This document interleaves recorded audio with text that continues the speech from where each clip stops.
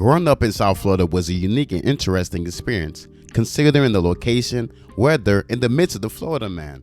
However, there was a dark side to it, because there was a divide along ethnic lines between the blacks in the area. It was mainly Haitians and African Americans not being able to get along with one another due to the differences in language, customs, and way of life. The conflict between the two became known as Zoes versus Yanks. Zoe being slang for Haitians and Yank being slang for African Americans. Furthermore, this conflict included bullying, fighting, and sometimes death. But now that I'm older and looking back at it, I see it as being really ignorant. So in this video, I'll take a deep dive into the history between Haitians and African Americans in order to explain how the ignorance towards history and the American living condition led to the divide between the two. Even though Haitians and African Americans are separated by national cultures, they remain linked by the common experience of slavery and its aftermath. During the Haitian Revolution, white people across the world hung on to the racist idea that Africans and their descendants were inherently inferior to people of European descent. They rejected the idea that enslaved Africans could successfully revolt against slave owners, but the impossible happened in 1804 when Haitian revolutionaries emerged victorious in their revolution against France and established the first independent black republic, Haiti. Haiti was whites' greatest fear. It proved that white supremacy was a myth and that their wealth and privilege was built on a lie. Black people across the Atlantic who had learned of Haiti's victory rejoiced. The Haitian Revolution and the idea of Haiti, the Black Republic, was proof for what they had known all along, that they were indeed human and equal to their white oppressors. To them, Haiti was hope. Haiti was freedom. Haiti was a symbol of black humanity.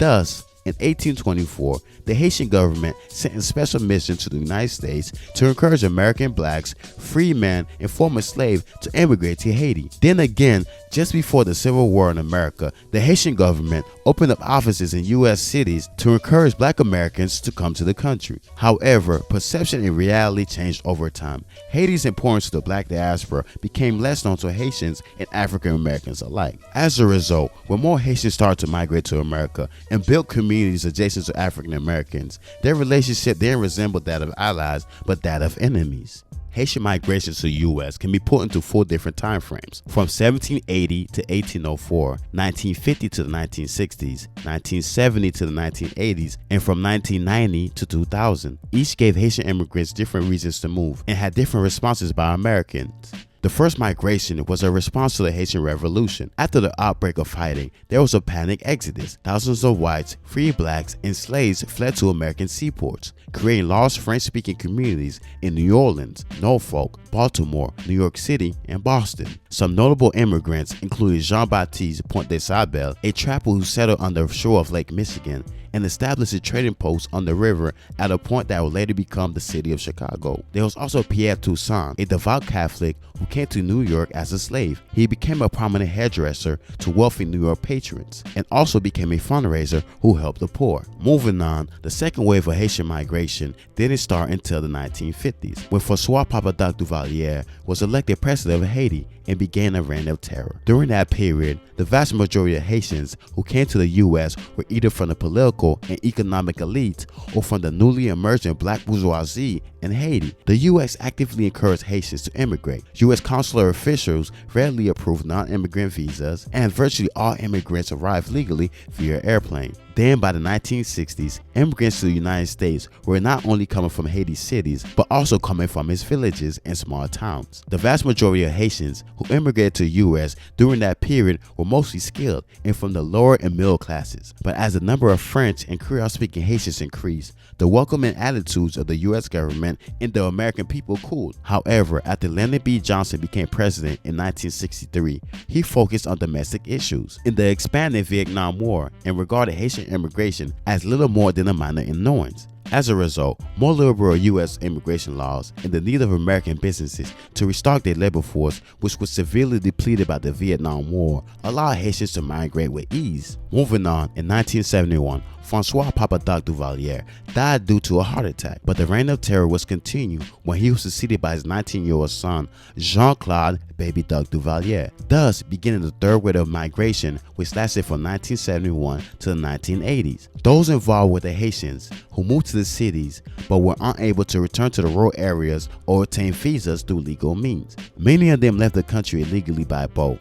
and the reception that they received from the American public was lukewarm, because the majority of these immigrants were largely uneducated and from low socioeconomic backgrounds. Anti-immigrant propaganda, linked with a decline in the American economy during the same period, served as the driving force behind the portrayal of Haitian immigrants as thugs, needy, and unwanted people who came to the U.S. to steal jobs away from Americans.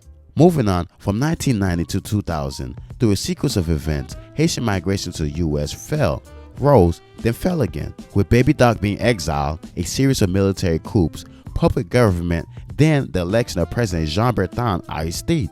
Furthermore, by that time, Haitians had generations of families living in America and were living with the consequences and benefits of moving to America. Haitians in America suffer from a triple minority status as blacks, foreign, French, and Creole-speaking people. This status has given several plausible arguments to help explain the nature of the strained relationship that seems to exist between Haitians and African Americans. First of all, Haitians and African Americans are very much alike in physical appearance. As a result, American institutions have tended to lump them together as blacks, thereby robbing both groups of their distinct ethnic customs, belief, and value system. Faced with a conflict between their self-definition and the definition assigned to them by American institutions, some Haitians have reacted by redefining themselves as immigrants, thereby separating themselves from African Americans.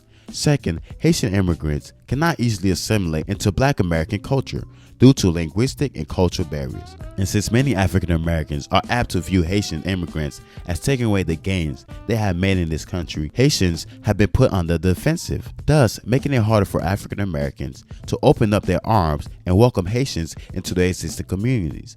Lastly, the attitudes and stereotypes held by many African Americans and Haitian immigrants towards each other have negatively impacted the nature of their relationships. While most Haitian immigrants have the tendency to view African Americans as rude, ill-mannered, unambitious, and rejecting of Caribbean blacks, some African Americans tend to perceive Haitians as condescending foreign blacks who behave as if their culture, level of education, and manners are superior to those of Black Americans. This all came into reality for me when I moved from Haiti to America. I didn't know that African Americans and Haitians had beef.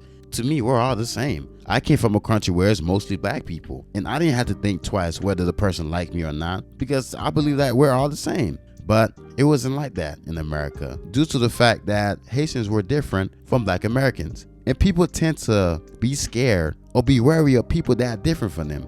And we spoke a different language, we ate different foods, and even did things different from African Americans. So eventually I fell into the trap to where I dislike African Americans, solely due to the fact that they also dislike me. But as I got older and learned history, I soon realized that that attitude that we held towards one another was dumb and childish, because we share a lot of things and we were close allies in the beginning, and I believe that we are still allies. But there are some that will still hold on to the stereotypes and the prejudice towards one another. And to you and to the people that do it, just dumb. Because we're in America. It doesn't matter if you're Haitian, African American, Jamaican, Nigerian. They all see us as the same, Black. So why fight amongst one another when the country itself is already against us? There's power in unity. So you just come together.